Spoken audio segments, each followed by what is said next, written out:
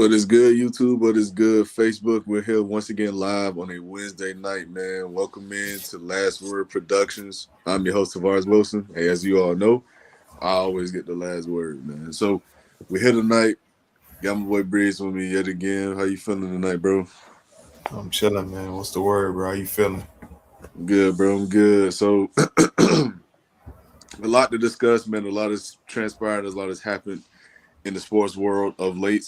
But before we get into any of that, man, a few housekeeping things. Hey, listen, those who tuning in who are not already subscribed to the channel, go ahead and hit that like, subscribe button, man. Hit that bell notification, be notified whenever we go live, as well as follow me on my other platforms, whether it's Facebook, whether it's Instagram, whether it's TikTok, whether it's Twitter. I'm everywhere, man. Last Word Productions, the handle across the board. So let's get straight into it, man. Let's talk about the results of the second rounds for a couple teams so far. So both teams in the Lakers and the 76ers were swept by their respective opponents, the New York Knicks and the Oklahoma City Thunder. I mean, I think pretty much everyone had the Thunder winning that series. I don't think that really came as a shock or surprise to anyone at all. Maybe you thought the Lakers could sneak a game in, but, no one thought the Lakers could legitimately win a series, especially with Luka being out. And with the Sixers and the Knicks, I mean, maybe a few people thought it'd be a little more competitive, but I think ultimately everyone thought the Knicks was going to take that. But let's start with the winners first, Breeze. I want to get your thoughts on the Knicks moving off into the Eastern Conference Finals, and then we're going to get into OKC after. So what were your thoughts on the Knicks? Um, bro, I wasn't really surprised.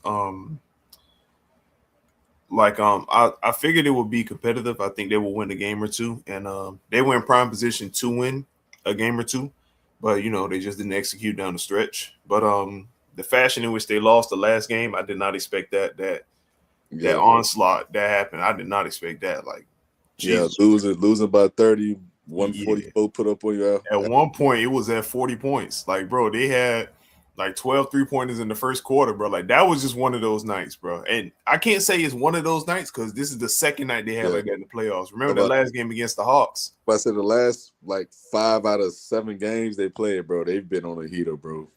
Like that, but I'm talking about like these all-time heaters. Like the last game they had like this was that closeout against the Hawks when they was up like 50. Like, but for what it's worth, I did figure that they would have matchup problems just because for the simple fact they matched up against Boston in the first round, who doesn't really have a center that can initiate offense or go get his own bucket or quote unquote make Joel Embiid work. So a lot of times Joel Embiid was just freelancing down there, just playing supportive defense. He didn't have to really keen in on anybody. With Karl Anthony Towns, as much flack as we give him, he wants to be Steph Curry. He pulls the painted areas, yeah. Yeah, him being that aggressive shooting threat really put work on Joel Embiid. Put a lot of wear and tear on those joints, the hips, the knees, the ankles, and all that stuff, and it made him work. And zapped a lot of the scoring prowess that was there for Joel Embiid against Boston. It zapped a lot of it against New York because he had to work to try to at least contain Karl Anthony Towns. He did a good job of getting him in foul troubles. I was reading a stat the other day. Every game in that series, by halftime, Karl Anthony Towns had 3 fouls. Yeah. And 2 of the games he reached 5 fouls. Yeah, 3 of the games he reached 5 fouls. 1 game he had 4, but he was in a lot of foul trouble. So that's one thing that's gonna have to be cleaned up. But the Knicks are rolling right now, man. And I can't really say I'm surprised because they've been together long enough. They know each other well enough that this should have been happening, honestly. I think honestly this was supposed to happen last year because they didn't really change much of anything but the coach. But the core, the nucleus is still there. It's still OG, Jalen Brunson, Cat, Mikal Bridges, and Josh Hart. Like, yeah. But I'm surprised, man. Congratulations, New York. Conference finals. They're waiting on the winners of the Cavs and the Pistons. The way they're playing, man, they're looking formidable. They're looking really formidable, man. I didn't expect this, but shout out New York, man. For sure. My only thoughts on the Knicks specifically is I mean, like I told Gino, bro, I said this on the show, I said this in the chat. Like, this is it for New York, in my personal opinion. Like, if you're gonna do it, this has to be the year. The Celtics aren't the issue. The you know, the Sixers are out, who you just dismantle and rip limb from limb. The Bucks aren't there with Giannis. The Pacers, who beat you last season, aren't here. So this is it. So you have a chance to go out and actually get to the finals now, and they have to capitalize on it, bro. Like, they're too talented of a team. They have too many pieces. They've invested too many assets into this team, whether it was traded from Mikal Bridges, was giving OGs this money, was giving Josh Hart this, and Jalen Brunson that, going out to get Cat. Like, they have to make it work, dog. It has to. And at the very bare minimum, they have to make the finals. I just think at the very bare minimum, they have to make the finals with this group. And I'll give credit when this dude, man. I told Mike this specifically when we was talking about Mikal Bridges in the playoffs. I said I expect Mikal Bridges to step his game up, and he has stepped his game up, especially of late. He's shooting the ball extremely well. He's back into his defensive bag, I believe. He looks a lot more fluid and smooth on the court now. Like, he actually has a role now. Because at first, to me, it looked like he was just trying to play off everybody else. And he showed in Brooklyn that he can actually get a bucket. It's just that he has to defer to so many other need to have it, like, they need to have the ball in their hand guys in order to be effective. He had to defer to them a lot of times. But I think Mikal Bridges, from my personal opinion, I think he's someone who can be a 21 to 24 point per night player if he's given opportunities. And he's He, showing right now he can be that when he's given those opportunities. And now you see Cat's shot attempts and stuff like that are actually gone down because of the foul trouble that contributed to that as well. But you see Bridges being more aggressive and is actually working in their favor. So for my money, bro, the Knicks, they have to make it this year, bro. Like, I don't think when we're looking at the Pistons or Cleveland, I don't think anyone is going to pick those teams over New York, regardless of who comes out of this series. But I think it will be a more interesting series than what we just seen out of them in the Sixers. But we'll see, bro. Like I said, I, they have to make it this year for the Knicks. I will say this though. A lot of the reason I do see improvement is because if you notice, Jalen Brunson isn't dribbling out the clock as much. They're running more actions now. Yeah, Mike Woodson, I think that's the coach now. Mike Woodson, right? No, Mike Woodson, or what's this guy's name? I keep getting them mixed up with the other Mike. Mike Brown. Mike Brown. I'm about to say Mike Brown. Yeah, Mike Woodson. He was an older New York coach. Even both black, both bald head, both glasses. But Mike Brown, Yeah, um, he's seen that you can run offense through Karl Anthony Towns. He's very good isolating, and what they're doing is they're setting a lot of flare screens, and they're putting Cat at the top of the key, and they're letting him playmaker dictate off cuts and stuff like that. So the offense isn't just strictly Jalen Brunson dribbling for 15 seconds and then throwing grenades. So it's a more free flowing offense. With Cat shot attempts going down, his assists have gone up, which I think is a good thing because you do get a Mikal Bridges in rhythm again. You do start to, you start to save Jalen Brunson because the thing with them would be fatigue. Jalen Brunson will play like 39, 40 minutes, put up like 35 shots and be gassed. But now you have, Karl Anthony Towns running offense. You're playing more team ball now. It isn't just the quote unquote Captain Brunson show. They're playing more of a team ball now. So that's the biggest thing I take away from it, man. for sure. Well, what's up, Mike? What's good, job, boys? What was the question? Basically, your thoughts on New York and them sweeping the Sixers, and what are your thoughts on them making it to the conference finals again? They proved me wrong. I remember saying at first for sure I didn't trust the Knicks. With the way that they're playing, I definitely a team that can be trusted, so I can definitely admit I was wrong. But I think if they keep it like this, like the way y'all both were describing it, I think they can win the final. Honestly, they could win the final.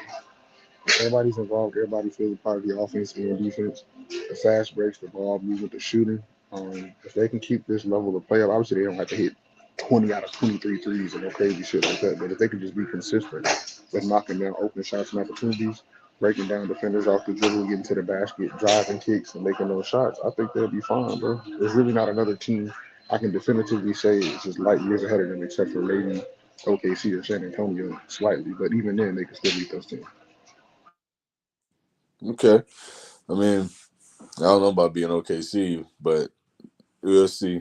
But let's move off into the losers of that series, the 76ers, and they have a big question mark in regards to Joel Embiid and exactly what they should do with him at this point. Breeze, I'm gonna start with you, bro. What do you think the Sixers do now with Joel Embiid? There's two ways you can go at this, man. You see what somebody's willing to trade for him, or you just force them to medically retire, man. It's just at the point, man, where the injuries are just they've been piling up, but now it's just like if it's not one thing, it's another, bro. It's like god damn, man. If it ain't a knee, it's an ankle. If it ain't an ankle, now it's organs now. The man had to get his appendix removed. Like, bro, it's getting to a point now, bro, where the injuries are just with so much greater regularity, bro. Like, I think at the point now it's time to be cautious of him even. I don't want to sound, grim or anything like that, but him actually living, like, bro, because it's getting so bad, bro. Like, when you get to the point you have to start getting organs removed because you're playing basketball and you're rushing back to play and you have to be on the sideline getting hot massages and stuff like that, bro. Like, it's time to think about life beyond basketball, bro. You were a dominant figure. You got an MVP. You made a couple deep playoff runs, bro. But just for the human body itself, you're a father. You got a family. It's time to hang it up. The body, once it starts to break down, it starts to break down, and he was doomed from the start because the human body isn't equipped for a 7 foot, almost 300-pound individual who was at his best. Joel Embiid was jumping and running, and Joel Embiid was a monster, man. And we've seen it with players like Shaq. We've seen like the body doesn't hold up that long. But the only thing with Shaq was Shaq didn't have the injury history pile up like the way Joel Embiid has. So I say, man, they try to force him to medically retire. The league will give him some compensation from that, maybe draft capital, maybe save something on the salary cap. Or you trade him to get rid of him, and then you just all in with the twin turbos, man, with VJ Edgecombe and Tyrese Maxey, because we know what Joel Embiid is when he plays, but you'll never be able to fully get a rhythm because he can't play the full 82 or hell at this point, even 70 or 65. It's always going to be something. And when you need him, it's always going to be something, man. So if I would just, the process is over. It's time to start with the process of elimination. Get rid of Paul George if you can. And just build your team around VJ and Tyrese, man. You got your duo of the future, man, and just go draft heavy from that, man. Because Joel Embiid, he's a hell of a player, but health isn't his friend right now. It's sad, but it ain't. Yeah. What you got, Mike? I agree with what Breeze was saying, but my thing with him is he went into the league, so he came into the league with injury, which is why he dropped to pick. I think it was 3 instead of 1 or whatever he's supposed to be. So it's like he's never really, unfortunately, been healthy, and that's not his fault. But it's just the facts of life, bro. Like you're, like Bree said, you're 7 foot something, that skilled, body's just not equipped. Same thing we say with players like Zion. Your body just not equipped to handle that, unfortunately. For some guys can, some can't, and for him, he just can't. Man had his appendix removed and tried to hoop. I commend him for trying to thug it out for his teammates. That's commendable. It speaks to his character. But overall, bro, it's over with, man. Like every time he hit the floor, we all hold our breath like, damn, man, is he gonna get up? And that's scary for a hooper. We ain't even talking about a football player. Like if it was two with the concussion shit, we get it because that's your head. But like every time he hit the ground, even if he died for a loose ball, we like, damn, is he gonna be out next week? And you can't live your life like that, bro. Like you've given the game all you can at this point, bro. It just isn't worth it anymore. It's something that I would be asking if I was him. And I just don't know if the answer is yes anymore. I don't know why the fuck they gave him that extension. That was psychotic as hell. Because he would literally be a free agent as of right now, and they could just walk away from him with no problem. But they paid him 3 more years, 190 some $1 million. So good luck trading that salary. But do what you got to do, I guess. I would keep PG though. PG would be a nice third option with Maxi and VJ. Okay. For starters, let me say this. I agree with you both wholeheartedly. I think, regardless of how they approach the situation, they have to move on. And there's no knock against Joel Embiid as a player because I think Joel Embiid, when he's at his best, he's one of the five, without question, five best players in the league. And I just believe the injuries are just a hindrance so much to the point now you cannot depend on him to come into next season to actually be a thriving point, a pivotal player, and you possibly competing for something. It just can't happen no more, bro. And it's unfortunate. It's sad because, like Breeze alluded to before, he is literally Hakeem Olajuwon with a jumper, and he's that good. And it's unfortunate, man, because when you watch him play, when his game is right, when he's at his best, he's one of the best you'll ever see do it, bro. Like, and that's all bullshit aside. But it's unfortunate that his career does seem to be spiraling out of control due to injury, and it seems like it can come to an end sooner rather than later. And my problem with that is it's no one's fault, bro. Like, that's what makes it even a little more difficult to pretty much accept, because it's like there's nothing you can do about it. Like, this guy, he simply just does not have the body and the ability to sustain this level of play and just his career. And it's unfortunate, bro, because again, he's one of the best pure centers this game has ever seen from just a skill and just talent perspective. But sometimes nature, God, biology just doesn't work in your favor. Like, sometimes some things are meant to be, sometimes they're not meant for long. But y'all got anything else on the add before we move on? I would say though, everything you said is spot on, but I am glad, at least in his case, he was able to create some generational wealth for his family to kind of live off for us for the rest of their lives. Like, he was able to create wealth for his children, and hopefully his children's children for the rest of their lives too. With the time he was able to play, man. At this point, bro, yeah, man. It's hard to watch. You feel bad for him, like you said. It's not because he was like a bum or just didn't try. You saw him try. You saw him work his ass off. You just saw him kept getting knocked down. Eventually, at some point, bro, you just gotta sit on the floor and think about it. Like, this ain't it, bro. This ain't working. Right. But let's move up into the next series, man, the next game. So, OKC Thunder yet again find themselves in the conference finals. They sweep the Lakers, and SGA had one hell of a game to close out that series. I know, I forgot the dude's name. AJ Mitchell. AJ, yes, thank you. I know man, the Thunder got to steal with him, bro, because he signed like a 3-year, $7 million deal or something. So it's like they have a great rotation of pieces, bro. And it just seems inevitable that they're gonna win the title again, bro. Like, I just don't see a team in the league left that is good enough to beat this team best out of 7, bro. I just don't see it. Like, maybe San Antonio can do it if they get past the Wolves. That's the team I give the best chance to. But outside of them, bro, I just don't see it. And you have a plethora of guards and perimeter defenders that can stop a lot of people and make them uncomfortable, whether it's Casey Wallace, whether it's Alex Caruso, whether it's Lou Dort. I mean, it's a plethora of things that team does well. And they're gonna be a tough out, bro. They're gonna be a tough out. But what are your thoughts on the series, Mike? What you thought about the Lakers and OKC and the OKC moving on?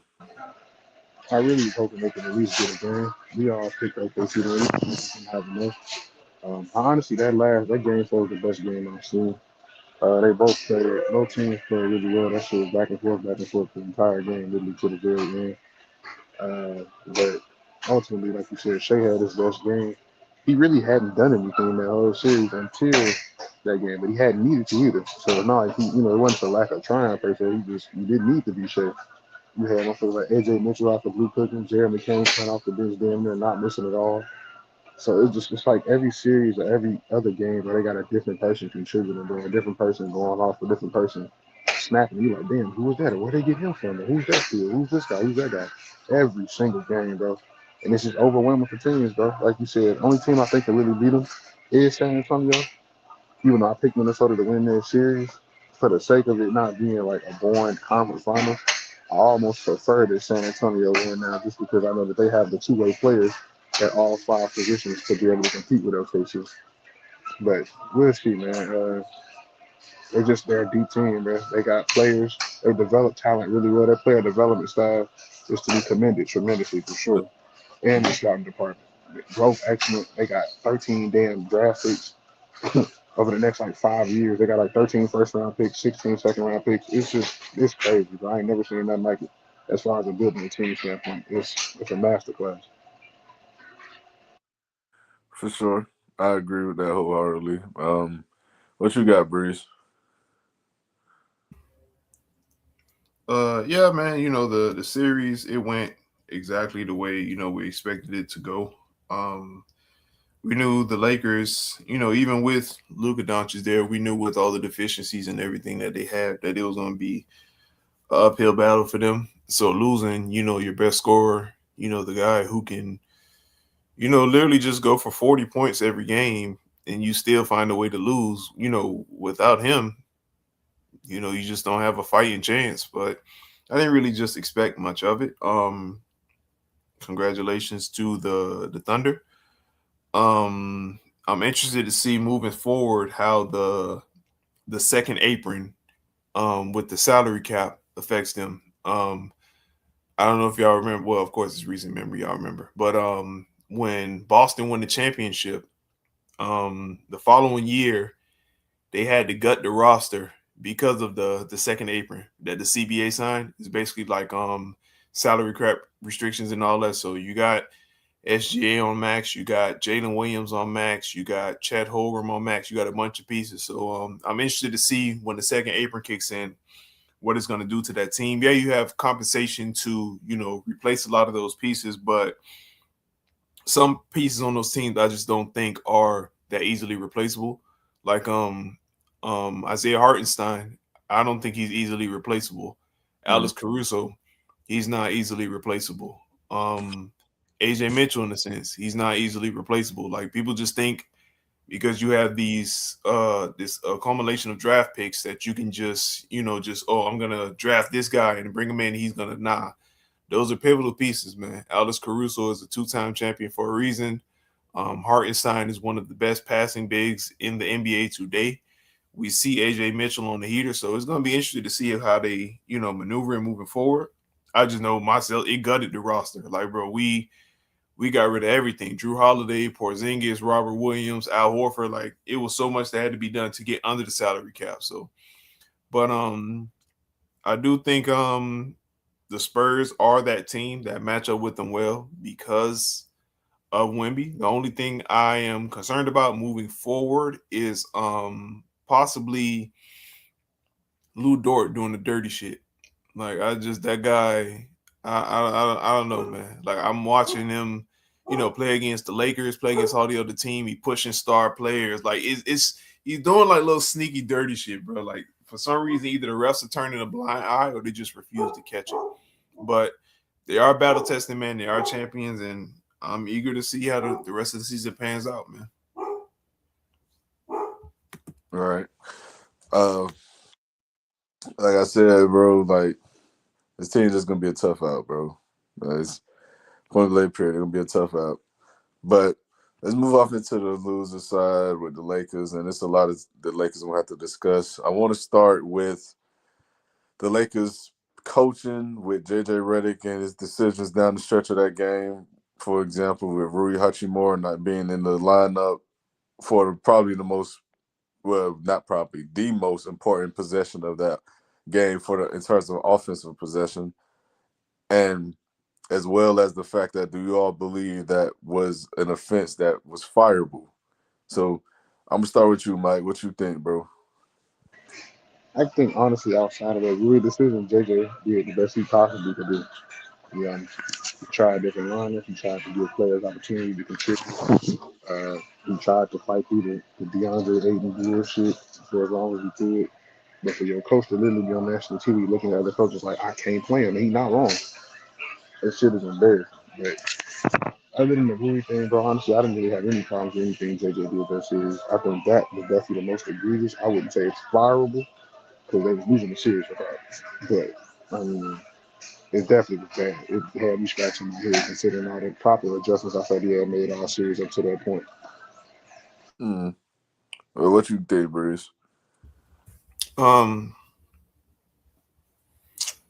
bro, if this was game 7 and that was on the line and he did that shit, then it was a fireable offense. But bro, it was down 3-0, bro. Like I think bro, I think they were just over the series at this point, bro. They knew it was no chance of winning, bro. It was exciting last game, but a fireable offense would be, bro, if this was somehow the Lakers ran off 3 wins and it was game 7, and then this is the the icing on the cake. Like you can possibly steal this series and a monumental upset, and he does that shit. But the fact that, bro, everyone knew that this shit was over. I think JJ lives to fight another day. I think the Lakers are prepping for life post LeBron. Um, Mm. yeah, man. Like I said, the writing's on the wall. The Lakers, they have a terrible job of getting rid of aging superstars. They have a terrible job at it. They kept Kobe for like 3 years when they should have just let him go or let him retire. I understand, you treat your legends right, but Kobe literally put the Lakers in salary cap hell, bro. Like nobody wanted to come play with the Nah, hold Lakers. on. Genie Bust did that. Somebody tell her get in there 60 Anyway, million, bro. man. Anyway, Kobe put the Lakers in salary cap Kobe hell, knows bro. what he was doing. Kobe You knows what said he was doing. exactly, bro. And they're going to say Genie You're Bus, not bro. turning down no fucking $30 Bro, million man. Stop. anyway, Kobe put But the Lakers. the thing is with Kobe though, you can't sit there and take 30 plus million and then turn around and be mad that the team isn't competitive, bro. Like you can't do that. You can't have it both ways, man. Like, bro, he took the money, he put them in salary cap hell. Mind you, this wasn't '06 Kobe, '07 Kobe. This is Kobe post Achilles tear, blown rotator cuff, injuries, all this stuff. Like, if Kobe wanted to win, Kobe would have came to a compromise, bro. But hey, they kept LeBron, they bought in Luka, hoping hey we can get these last couple years out of LeBron. It's not working. You can see the Luka and LeBron experiment isn't working. So now it's time to look at life post LeBron, man. And it is what it is, dog. Like I said, if it was game 7, series on the line, they got a chance to, monumentally pull off an upset, then yeah, JJ's fired. But I don't know. I think, man, I think they found something in JJ Redick that they believe they can build with. So I think like post LeBron, I say I give him 2 years post LeBron, and then if not, then they fire him. But I think he has pretty good job security at this point. Okay. So with all that being said, and we talking about the future post LeBron. So what do they do about a lot of these pending free agents? They got a lot of guys that are pending free agents, whether it's Rui, whether it's Marcus Smart, whether it's Jackson Hayes. We're talking about LeBron himself is a pending free agent. We're talking about the Luke Kennards of the world, Austin Reeves. Like these guys are all. I know a couple of them have player options. I know Marcus Smart does. I know Austin Reeves does. But there's a lot of pending free agents for this team right now. So who should they prioritize bringing back? Bring back Rui, keep Rui. Um, I don't know what they're gonna do with Austin Reeves. It's kind of a tricky situation on what you think you can get for Austin Reeves or what you think the value of Austin Reeves is. Um, Obviously Luke is your guy, but you do have to prioritize more 3-and-D guys, more defensive players to surround Luka with. Um, so I say you definitely keep Rui because I know Rui's not going to demand a max contract or anything like that. He's going to demand a nice payday, but not a max contract. If you think Austin Reeves just had the best season of his career, so he's definitely going to walk in the office and say, "I want nothing but a max." Um, if I was them, man, I see what I can get for Austin Reeves, bro, because I got Luca here, and I can bring back Rui, and if somebody's willing to pay a king ransom for Austin Reeves, man, I take that and I just start building for the future, man, because Luca's relatively young. If you can somewhat replicate whatever the Mavericks had that year that they went on a finals run, you get some defensive bigs, man. You do something to fit his skill set. Because in a sense, Luka reminds me a lot of Houston James Harden. He doesn't work well with other elite talent around him. I think he's more of a one-man show, and you just put complementary pieces around him, and he can take you far. So I think that's the move they're gonna have to make, man. But yeah, man, I don't see a world where you bring back Austin Reeves on the max contract to pair with Luka, because you're not going anywhere, bro. You're not. Okay, what you got, Mike? Well, they got to bring Austin Reeves back if your plan is to build around Luka, because Luka already made it clear he wants Austin Reeves back. So they're gonna acquiesce to their superstar and do that. Definitely bring Rui back. Rui made himself some money this postseason for Silver, and he's been a part of damn near every trade package talk offer the Lakers been had over the last couple of years as far as supposed superstars they could have gotten and all this other shit. Rui was always in that conversation. I think he played himself out of that conversation at least, depending on unless they trying to get Giannis or some shit and they want him to return there. Yeah, but other than that, I think he's played himself into some stability and being able to stay. I was trying Jackson Hayes back strictly just off effort and energy because he's gonna play hard no matter what. And everybody else, you might have to let slide for Luke Kennard, great shooter, not no defense. Marcus Smart, Asian player. He does have a player option. Damn sure, even if DeAndre Ayton accepts his player option, get rid of that motherfucker. I eat that out that dead cat for sure. I cut that motherfucker. He's terrible. Get his ass off the locker room. Him and that dumbass chain he got made. And then shit, go from there. Like you said, 3 and D guys. If you want to recreate 2024, Dallas, then look at the free agent market. See who you got as defenders that can space the floor and hit open shots, bro. That's it. Okay. Uh, I think they have to bring back Rui. I think Austin Reeves has to come back as well. They need another ball handler and shot creator on the team, and they're not going to get that just from anyone in the league. So it's not that Austin Reeves has to go out there and score 25 a night like how he pretty much averaged this year when he was healthy, but you need another ball handler, shot creator, and playmaker on your team, bro. Every team in my participating leagues at least 2. If you got one guy doing it, you ain't going nowhere, in my opinion. But outside of that, I mean, everyone else pretty much, I mean, you could live without. Like, whether it's Luke Kennard, whether it's LeBron himself, whether it's Jackson Hayes. Like, Jackson Hayes brings the energy, effort, this and that nature. I get it. At the end of the day, bro, when you talk about starting centers in this league or guys playing big minutes, like, bro, Jackson Hayes not the center you want playing big minutes. Like, that's at least I just don't believe that. Like, he's athletic, but outside of that, he gives you nothing else really. He's not a really good rim protector. He's not someone who can space the floor as a big. He's not someone who can be a good pick and roll player in those kind of options and sets. Like, yes, he gets those Do looks. you believe that's something you can develop as a big or as any skill player, like as far as defensive ability or prowess, I guess? I think he can develop it for sure, but the problem is, Who would he need to go see there for him to get better than that? To in get my better at personal, what? huh? To get better at what? Defense being like to develop and become a rim protector because I feel like he has the ability. He's like you said, he's athletic enough. So who would he need to go see to learn the proper footwork, timing on block shots, shit like that to get better on defense? No, all that falls into effort, bro. Yeah, he plays hard though, but I just think he doesn't have the IQ. Now, about to say That's his my IQ opinion. isn't there. Like, that's the problem.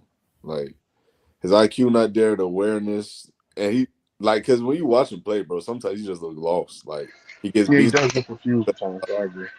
He get beat on backdoor cuts a lot. He get beat off the ball a lot. Like, it's just like he doesn't have a feel So for. who do you go see for that as a player that wants I to get mean, better as a big? if I had to say anyone, I mean, I think Hakeem Olajuwon is always a good example. I think David Robinson is. Okay. I think guys like that, or even Alonzo Mourning. Like, I ain't gonna lie, bro. I call Tim Duncan this summer, bro, and see if he willing to help me out. Nah, go to Dwight Howard, man. I'm not Nah, gonna lie. Dwight still. I mean, you right, but Dwight still kind of on some other shit right now. I'll go to Dwight Howard strictly because the only way I would go to Hakeem Olajuwon if he's trying to expand on a post game. He should. If he's trying to expand Jesus on the Christ. post game, but the thing is, that's not what the Lakers need. That's not what they're going to use him for. Nah, but you need to be able Any to any finish. bro, any big that Luka, James Harden type of player plays with, bro, is one job: pick and roll. Lob threat. Screen and roll, Yeah. lob You threat. right. Go see DeAndre Jordan. Go see Dwight Howard. Go see hell. You can go see fucking But Ben shit, Rock. even Dwight develops a post game minimum, at least an average one at least. Yeah, bro, but that was way, way, way down the line. And mind Yeah, you, but Dwight shit, Howard Jackson was Hayes playing been in with the Kobe. league. Dwight Howard was playing with Kobe and with Steve Nash, and they was trying to actually get him the ball to do that. That's Luka true. ain't trying to get nobody the ball to play in the post, bro. You got one job: set me some screens for these step backs or roll to the rim. I think that Jackson Hayes should probably talk. I mean, you right. You got a point. You You know right. how it is, bro. It's the same thing like if you playing with Steph, nigga. You ain't no fucking Nah, post fair. game. Ain't no. That's why that James Wiseman pick never made sense. Ain't no fucking post game, nigga. Fuck the post, nigga. Pass me the ball. That's it. That's what you do. Get your bitch ass over here, set the screen and roll, man. Try to step back. Yeah, that's all true. I ain't gonna lie, all true. But listen, bro. Regardless of whatever direction the Lakers go, I think they need a true center. Whether listen, if you think Jackson Hayes can develop into that, cool. Because I think Jackson Hayes has the ability. Like I said, I don't think the IQ is there. I don't think the What is he awareness. like? 25, 26? Huh? He been in the league for a while. What is he like? 25, 26? 24, 25, yeah. Oh yeah, bro can develop, man. You got that patience, man. But I think they need to just prioritize keeping those guys that I said and go from there. Honestly, I mean, but with all that being said, though, bro, like if y'all had to take a guess, right, where y'all think LeBron does end up? Because I don't think he's coming back to the Lakers. I think he's done. But where y'all think LeBron goes from here, bro? I think, bro, he might just pull a Tom Brady, bro. Like he might just literally, all right, man, I'm done. I think last minute he's gonna pull a Tom Brady, just like, you know what, I'm done. But the reason I don't say that is because he need footage for that retirement tour, so he's gonna have a retirement tour. So, probably Cleveland, man. I'm not gonna lie to you. He probably goes back to Cleveland. Yeah, I think that's the most realistic place, honestly. If it's not Cleveland, for me, it's Golden State. I'm not gonna lie. I think it's one or the other. What you think, Mike? Money not effective. Cleveland, Golden State. Also, if he's trying to win, I can see him going to New York, playing in the Mecca for a farewell tour. Or I ain't gonna lie, it sound off. He probably wouldn't because he's older, but going to Minnesota with Ant, he love Ant. This young boy going to play with Ant, trying to make one more run. That shit sound terrible, though. They do, but just from a basketball standpoint, it wouldn't be bad. The King in Minnesota. What the fuck? Bro, the nigga played in Cleveland. Like, I mean, ain't like Minnesota, But but that's his in Cleveland. hometown, bro. If he was I from get that, Minnesota, bro. I could fuck with that, bro. But I'm just saying that if you can play in one shit place and win, nigga, you might be willing to do it again. I don't know. Yeah, we're gonna see, man. But let's move off into some other news of basketball related. So Brandon Clark and Jason Collins, I just want to say quickly, they did pass away earlier this week. Terrible news, terrible, just absolutely gut wrenching and heartbreaking for both families. I seen John Morant post about Brandon Clark, who's his ex-teammate, saying like, how that truly does hurt him to lose a brother in arms. And I just wanted to bring awareness to this, man. Like, if y'all got loved ones out there, man, always stay close to your loved ones, family, friends, relationship, whatever the case may be, because you just never know, bro. You just never know. And it's sad because both these guys passed away the same day, and it just puts things in perspective, dog. And I just wanted to bring awareness to that. But yeah, man, life is very short. You never know what people are battling, and sometimes you do know what people are battling, but you never know the extent that the battle is taking on them. A lot of people they appear to be stronger than what the situation is, man. So if you have a loved one in general, I'm not even gonna say if you have a loved one in crisis right now. If you just have a loved one in general, man, just reach out to them, make sure everything's okay. Do a courtesy call, man. Sometimes go see them. Those nice gestures can actually buy a person an extra day or maybe an extra week in life, man. You never know. right. Yeah, I would just say don't delay that phone call. That person you keep like, I'm gonna get to it. I'm gonna check on them. I'm gonna call them. Make that phone call, man. You never know. Just the sound of your voice might change their circumstance. Sometimes it's just the simple as knowing that people that keep out didn't really care actually do give a fuck about you and love you and thought enough for you to check in with you. You never know. So, RIP to both of them gentlemen and their families. I know Jason Williams, it was brain cancer. I believe he had been battling. So, man, fought as long as he could. RIP to him. And then the overdose with Brandon Clark, same thing, man. Um, Young, he was 29 years old, young kid, man.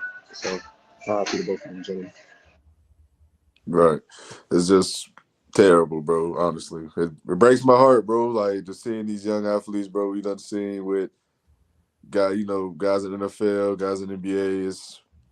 It's truly heartbreaking, bro. It really is, bro. Like you see these guys achieve their goals in life and make their dreams literally come true, and it's taken away from them in seconds, bro. And it's unfortunate, man. It really is.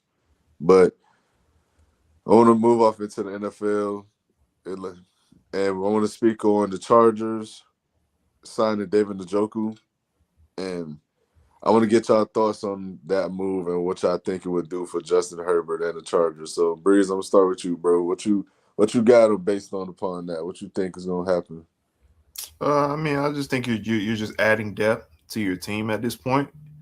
But I really don't like the move because the tight end that they had, Amari Gatson, I think that's his name. Yeah, you right. Um, he was a standout last year. He did really good, really really good. I do think Yeah, he has some good. consistency is something he needs to work on. Mhm. But for the most part, bro, he was a solid tight end, man. And I think you build on that with him. Like give him the opportunity to actually go out there and be great, man. I think bringing in Njoku, who's already a proven talent. You Mhm. know, you're just taking reps from a guy that can really be your future. Because Njoku, the injuries are piling up.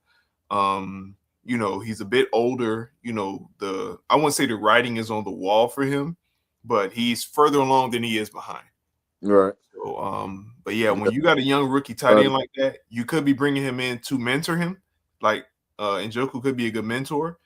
But at the same time, I want the young tight end getting as many reps as possible because I need him to build that rapport with Justin Herbert, man. Because Lad McConkey just by itself isn't enough, especially in that division where now you got Pat Mahomes with Kenneth Walker and Travis Kelce. Watch, he's gonna have a resurgence. I guarantee you what, because this Black Magic shit. Watch, he's gonna have a resurgence.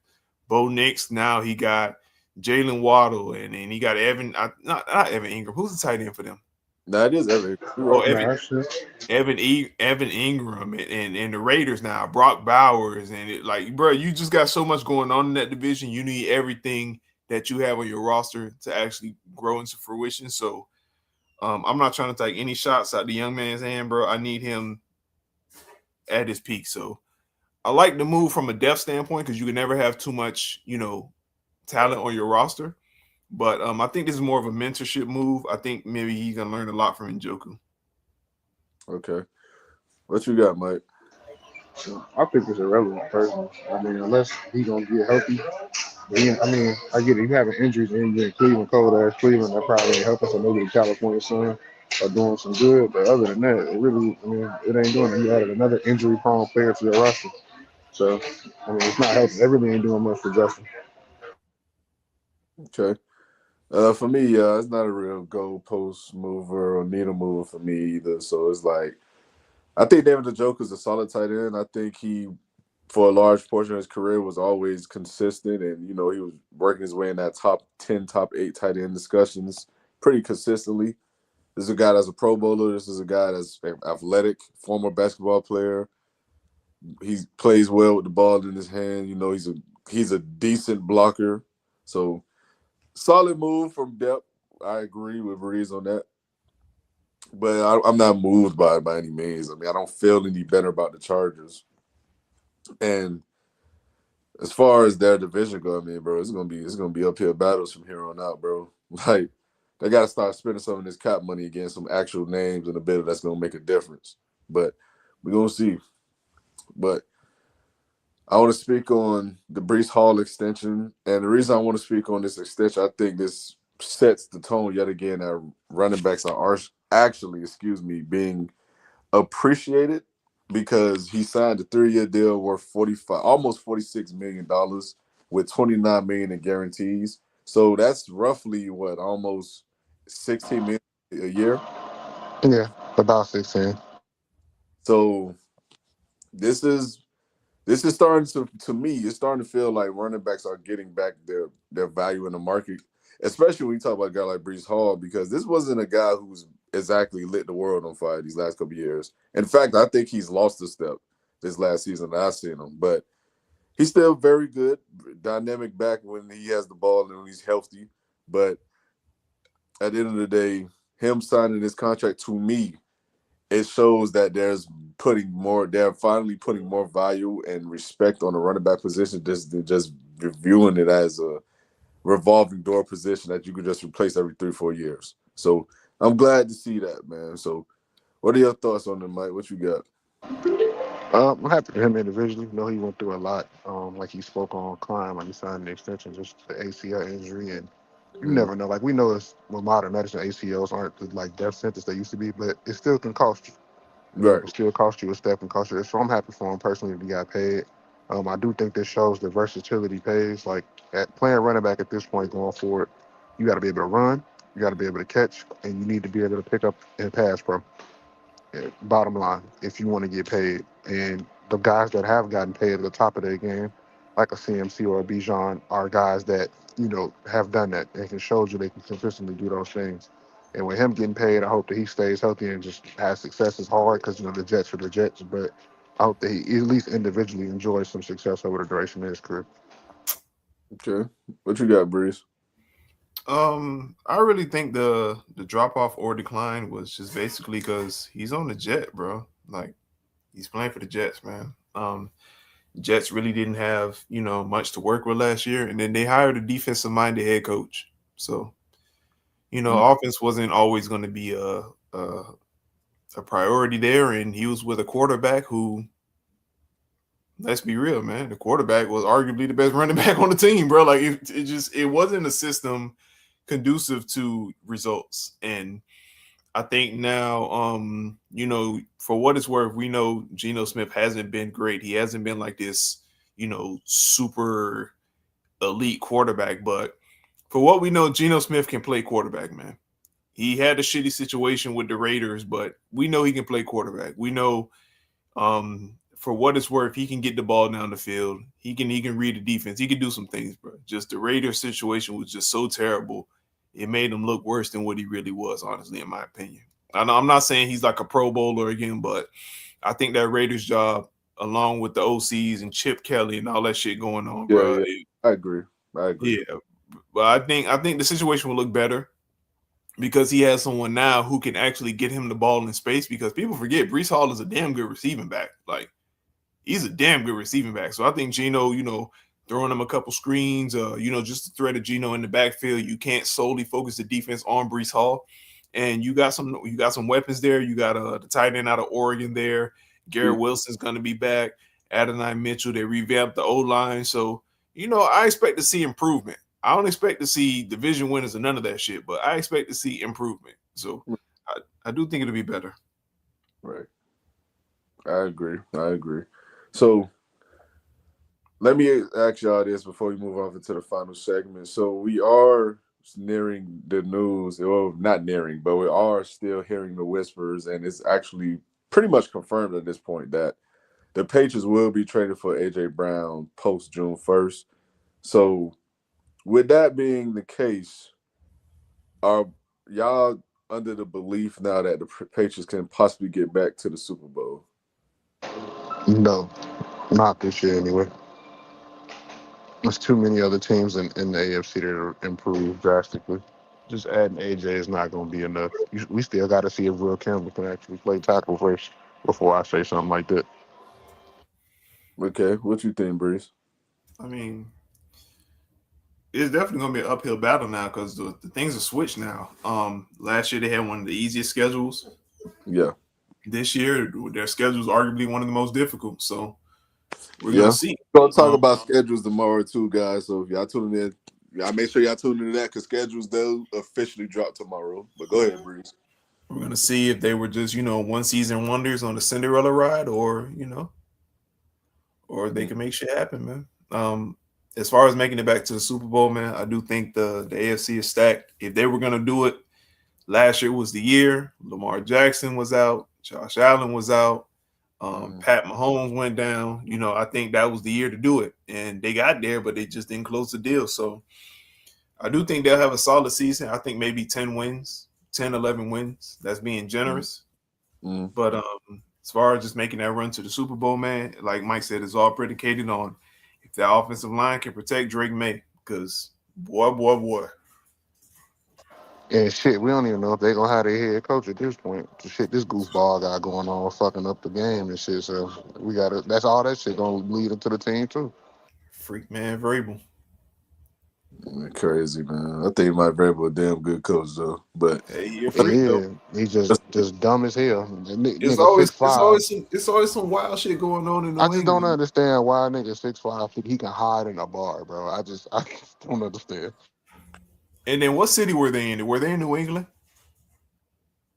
No, they was here in Arizona and Sedona, bro. So Sedona is like a getaway, healing, like kind of destination. People go there for like resorts and different things, red rock and all that kind of shit. Real natural, agricultural, beautiful. Why your dumb ass thought you can go to that little ass town as Mike Vrabel and niggas wouldn't know that was you was crazy to me. Who y'all got winning it all this year? If you talk about basketball, bro, like I said, I got OKC winning it again, personally. I think the Spurs, man. Oh, okay. I think the Spurs, though. And Victor will be this is year 2 or year 3? Yeah, I think, yeah. Because remember, year 1, the blood clot injury happened. Yeah, the blood clot. Then year 2, Year 2, he shaved his head off, came back with the monks from the summertime. He been balling this shit. The nigga tar. Man, listen, if Victor Wembanyama, that nigga stupid as hell. If Victor Wembanyama becomes an NBA champion in year 3, bro, there's gonna be some discussions, bro. Man, we ain't discussing shit, man. We know what Wemby is, bro. We ain't discussing shit. I'm going Ant-Man just off the love of the game. Fuck it. Discussions, though. I'm just saying, bro. Like year 3, he's already an NBA champion, bro. Like that's not a top 3 player, bro. In the NBA, if he win MVP, yeah, in the NBA, yeah, he might be a top 5. It depends. Like, bro, like you know what it is, bro. I'm just saying, like at that point, if he win, but everybody else play way better, like they've won games and he hasn't played well. So like if it's one of them situations, then no. Bro. If he go out and average 25, 15 type shit, then yeah. He's a presence on the floor regardless. I understand it, but I'm just even saying, if he's off on the offensive end, bro. You can't be 2 for 11 every game, but got 5 blocks and think you're finna be in the top 3 player discussion. You got to do something. No, you talking like that. You talking like he does that often. He don't do that often. I didn't say that. I said if they win the chip and he doesn't play well, then no. If he plays well, then that's a conversation we can have as far as being top 3 player. Play well, guys. So there's no reason for us to believe he won't. Like and bro, let's be real for a second, bro. Right now, we can all unanimously agree. Wemby don't know what the fuck he doing out there, bro. Yeah, he's fucking around. No, it's just out there. Like, we can say around. Top 3 potential, but I say when he hits 26, 27, it's over for the league. But I'm saying though, if we're talking about playing in year 3, he's the first unanimous defensive player of the year. He's the best in the league. Which should have been the case when you think about it, bro. He's one of the 10 best offensive players in the league. Like just purely based on what he could do on the offensive end. For sure. How is that not if he wins a ring, how is he not a top 3 player? I feel like we'd be doing the same thing with him we did with Shea last year. Shea was the top 3 player last year. I'm saying the nigga won, he swept the awards and won. Then it was like, oh, Shea's the greatest shooting guard of all time type shit. Nigga started that bullshit. So we gotta, you know what I'm saying? I don't know. Like I said, if he before Shea won a ring last year, before he won the MVP, he was a top 3 player. Okay, all right. So look. Let's just do a quick recap. Okay, if we say if he win, are we saying Wemby over Shea? No, the only players the only place he won't be over is SGA and Jokic. He's over everyone else at that point. So wait a minute. Whoa. Over Giannis? Hold on. Yeah, yes, he's over Giannis at that. Where Giannis hasn't won a playoff series in 5 years, bro. He can't be over Jokic. Won a ring. Time out. He can't be over. But we're saying Wemby won a ring, right? But bro, Giannis got a 50 ball on the floor. Bro, come on, bro. Giannis been hurt, bro, but come on, man. I'm saying, Breeze. This is what I'm saying. We're saying if Wemby wins a ring this season, right? Wemby goes out and Wemby has been on a historic pace throughout the playoffs from the defensive end, and he's been damn good on the offensive end. If he keeps that up Oh and yeah, he like finishes with a ring, how is he So not? why can't he be better than Joker if he's a two-way player? The reason why he's If he not does better than that in year Jokic three. because In year three. the reason why I won't put him over Jokic is because I've seen Jokic dominate the league the last 4 or 5 years, bro. And this nigga But don't Giannis, we change the rankings of players every year, literally? Like ain't it on a year by year basis? I Kind of don't. how we do it like Uh, football and other positions. nah, not me. Uh, okay. Like I said, I had SGA as a top 3 player before he won the ring or MVP. So I mean, I had him top five. I didn't have him top three, but I can respect top three. but at the end of the day, bro, it's like Giannis. I love Giannis, bro. I think Giannis is one of the 5 best power forwards of all time already. But at some point, bro, he has to be held accountable for these failures just as much as we held him up All for right. the So success. if all these players are healthy, you're taking them over Giannis still. Yes. Okay. If he wins a ring, I I don't. if we're talking about ranking and where does he rank at that point? Yes, I'm Uh huh. taking him over Giannis. I wouldn't do that just yet, but I can respect why you would do it. All right. I don't know, man. Dog, I don't know, man. I don't know, man. I mean, he would be the next player after Giannis to win Defensive Player of the Year and a chip the same year. So if he do that, I get. Like that's why I said I can respect it. I might not agree with it, but I can at least respect it. Yeah, but man, I If he think go work out with Yeah, Giannis, he I might be something get it. special. I get it. You I feel think me? Like, we forget, man. That nigga Giannis, that's a bad but I'm saying man, dog. I'm not. It's not that. Imagine if he gained muscle like Giannis did though. That is really I gonna be don't some think it'll bullshit. benefit him. Well, I don't. Shit. I I don't think I think. think I think Wemby has to keep that Kevin Garnett, Hakeem Olajuwon frame, bro. Because think about it, bro. He's already so nimble. He shoots the ball so fluidly. If he put muscle on, bro, he gonna start airballing that bitch, bro. But the thing is, bro, he don't need to be on the Giannis resume or program. He could literally just be like how you just said, KG, Hakeem, Tim Yeah, Duncan. just grown man strength, bro. He could just be that. Like you Because don't he's still have a to be fucking kid right now. trained, huh? He's still a kid right now. Yeah, exactly. And that's what I'm saying. What I'm saying is like, bro, like at the end of the day, dog, when you have what he is and he becomes, if he goes on to become a champion, bro, I just don't see how we're not putting him in the top 3, bro. I just don't like. And you know what's funny, dog? Y'all know Jacob in the chat, right? The Thunder fan. Mm, This nigga told me. This nigga said, "Hey, Chet is Wemby big homie." I said, "How the fuck?" He said, "Oh, he been taking titles from Wemby since they was in high school." So I went and did a little research, right? Chet won MVP, right? But the mm. nigga had like 8 points and 3 rebounds. Wemby Yeah, had like 25 and like 14. So I'm like, how the fuck is this big homie status? Like, I understand winning is a team accomplishment, but how the fuck is this big homie shit? but Chet, How? Chet Because has you never, Jacob's Chet has never retarded and he's a been. thunder. He's a delusional thunder fan, bro. You can't Bro, listen to Chet, I'm shit about to Jacob say, say. Jacob, I remember Jacob told me Victor would be out, and Chet wasn't that far from each other. I said, bro, that's the dumbest shit I've ever heard, bro. And this was when Victor would be almost coming into the league. And I'm Hey, like, Mike, you remember he told us Chet can be everything Giannis is? Yeah, he told us that Chambers could surpass Giannis at some point. So I mean, I stopped listening to that nigga a long time ago. Oh, yeah, man. that's just delusion at that point. But hey, man, we'll see how it play out, bro. But let's move off into the last segment of the show tonight, man. Gentlemen, I got another one for you, man. We got to keep 3, cut 5 champions Mm. edition. So we're not just talking about NFL, NBA. This is all-time championships, all-time titles, All all-time, you feel sports. me? All awards, all winners. Mm. Let's see what y'all All right, mind. now look. Hold on, before we get started. Now, breathe. We gotta lock in. Me and Gino killed this shit last week. We gotta lock in right here. All right. So let's see where y'all minds at with this, bro. First team up. I got the 2011 Yukon Huskies. Remember, team was the 9th seed. They went on and beat every single team on the road. They was the first team to ever do this accomplishment while winning the NCAA title. So, what you got, gentlemen? Now, Mike, I ain't gonna lie. I'm good with cutting this shit. Yeah, UConn is Wow. so great, bro. UConn got so many great title runs, bro. We can cut this Yeah, just I'm good because with cutting it. it's so many great historic title moments, bro. If this was just another college and this was peak for them, then I can understand it. But UConn so great, Yeah, we can no, cut. we can cut this shit for sure. All right, okay, cutting UConn. Next, I got up for you.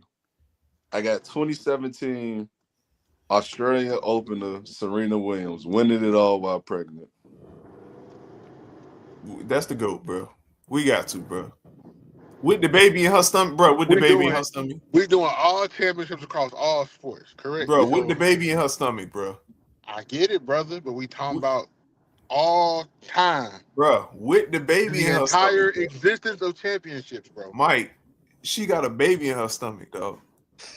I love it a piece. Used to anyway. I understand that, brother. But Don't get again, us canceled, bro. No, we talking about all. Chill out, bro. I didn't even say nothing, bro. I'm just saying all bro, championships across all sports, all time, bro. bro, she got a baby in her stomach, bro. That's not a top. That's not even in the top 10. Niggas still glazing Jordan for playing with the flu. This girl won with a baby, bro. I listen. Jordan, nigga didn't even had a flu. Nigga had food poisoning from bad pizza, so that whole or was a lie. But Bro, anyway, come on, bro. Come on, nah, bro. bro. I'm telling you, why you setting us up with that shit, bro. I'm not gonna lie, bro. Don't take You it, know bro. what, bro? You know I ain't gonna lie. Look who we talking. We talking about T, bro. It's some Bro, bullshit, what bro. y'all doing, bro? I mean, yeah, we got to keep it context, bro. Men do go out there and win championship with a million babies in their nuts. So Exactly. You know what I'm saying? That's you know what? We gonna cut this one, man. he talking Hey, about this he talking about nigga. don't get us canceled. He Right, it did say that. See what I'm saying? We gonna cut. Serena, I This love is you. POP, wild, hold bro. it down. oh But we man, This gonna is insane, bro. oh man, Oh, this that's nigga crazy, nuts, bro. boy. That's crazy. He Cutting is Serena, psychotic, bro. cutting Serena. All right, okay, all right. Hey, next team up. I got the 1994 Houston Rockets. This team won every single game on the road and went on to win the NBA titles. They beat Orlando, right? Yeah. That was Hakeem. That was who else? that was Clutch City, bro. Yeah. We got what 5 left I'm after not this? gonna lie, bro. We can cut. I'm underwhelmed with it. I agree. We can cut. Okay. agree. Okay. So we got 3. Y'all done had 3 straight cuts so far. All right. Next team I got up, man. I got the 2011 Mavs. Dirk Nowitzki championship. Beat the Heat. Beat the Thunder. Beat Kobe. But what we Beat thinking? the Spurs too, right? Yep. We don't give Dirk enough respect, but realistically speaking, I don't know how you feel, Breeze. It's underwhelming, man. I don't know what you think, Breeze. Man, quiet over there. What you think? Breeze, you gotta chime in, brother. Wait, can you hear us? Breeze, you can hear us? Oh, I think His he. mic went out. Damn. Hold on, wait. He back now. All right, we're gonna wait for him to come back. I don't want to make that type of decision. All right. With Clutch City, right? I mean, realistic as a run, it isn't like Now it we're don't get talking talked about about enough. It kind of we get went. glossed over because LeBron Y'all was so cut the bad in the Rockets. finals. People kind of focus on that and not even necessarily the journey it took them to get to that point. All But right, so what we talking about right now? The 2011 I Mavs. don't know, man. Man, we got to keep the We Mavs, bro. can't hear you, bro. Oh shit. Can No, you hear me now? I get it.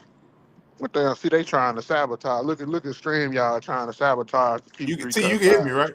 Yeah, I get you. I get you. All right, so yeah, we got to keep. We got to keep this. All right. So Keep he it. keep it, Mike. He keep it. Can you hear? I can't hear nobody. Hold on, let me leave and come back. All right.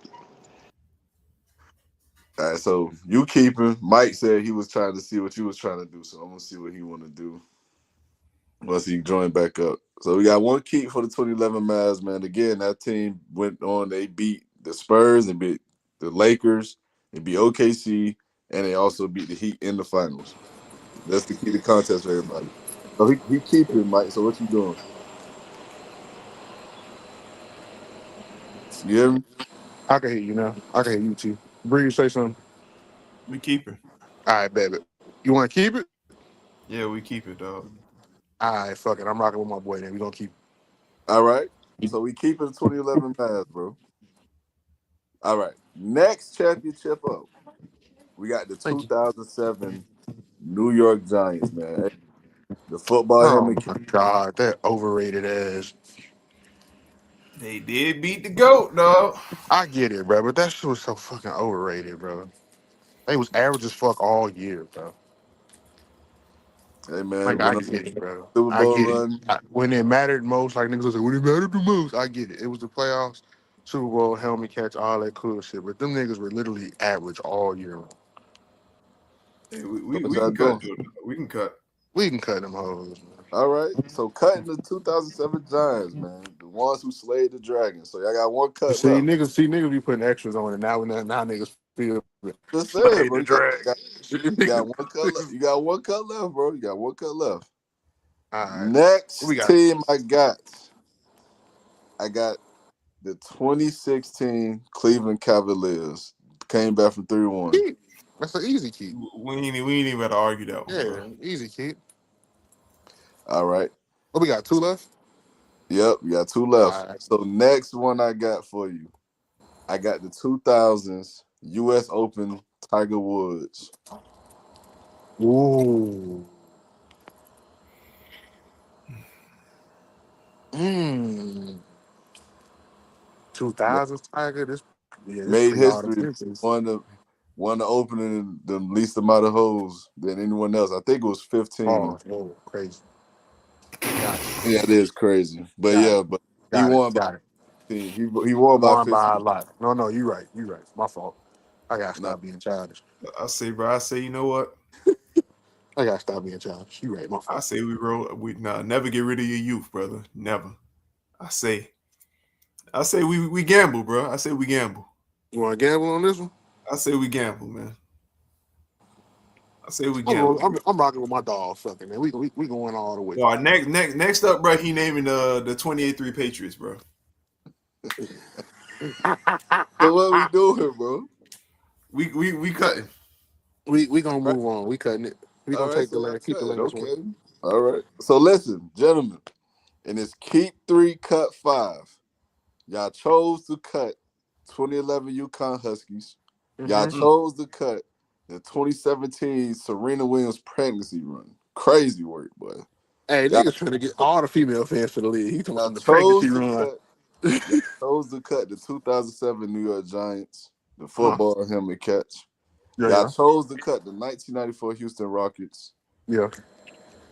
Y'all did keep the 2011 Mavs, the 100%. 2016 Cavs, and y'all cut the 2000 U.S. Open Tiger Woods. Mm-hmm. But gentlemen, y'all called it. Breeze called it. Y'all did keep the 2017 New England Patriots coming back down Hey, from boy, 383. hell of a pick, boy. I Hell of a do this, pick, man. boy. I Hey, man, do this, man. it's some of your best work, boy. I ain't gonna lie. I do this shit, dog. Some One of your time, best work. one time. I I believe in do giving this. niggas their flowers, man. Some of your Hey, best y'all work, see my what boy. happened when we ain't got the damn degenerates on the show? You see what happened? Hey, listen, Look, it's a lot more peaceful when we just doing the talking around this motherfucker. trying to tell you, man. Man, crazy, man.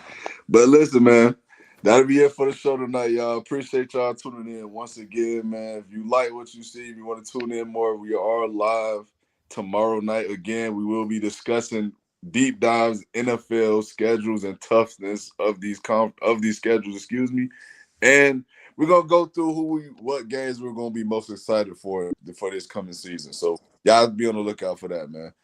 But y'all boys got anything else y'all want to add before we move on?